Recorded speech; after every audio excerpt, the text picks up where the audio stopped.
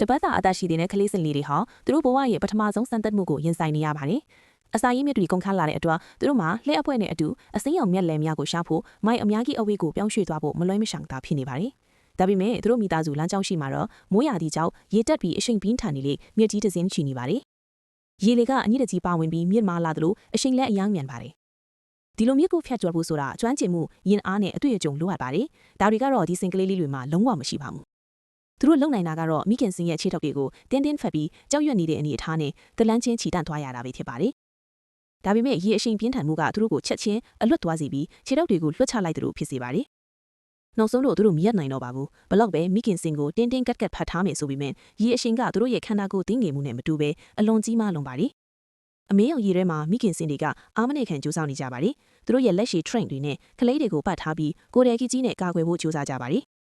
ဒါပေမဲ့ကလေးအလုံးကိုတပြိုင်နက်မကားကွယ်နိုင်ပါဘူးမိခင်တကောင်ကကလေးတကောင်ကိုလုံခြုံရာကိုတင်နိုင်တဲ့အချိန်မှာနောက်တကောင်ကတော့သူမရဲ့အနီးတစ်ထက်ကနေတောင်ရေအားကြောင့်လွတ်ထွက်သွားပါတယ်မကြမီမှာပဲကလေးစံလေး၃ကောင်လုံးရေထဲမှာလုံးဝမျိုးသွားပြီးအောက်ဖက်သို့မြန်မြန်ဆွဲခေါ်သွားခံရပါတယ်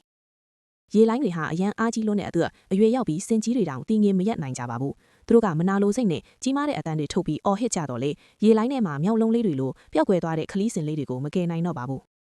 Hello, we're excited to show you our native speech capabilities.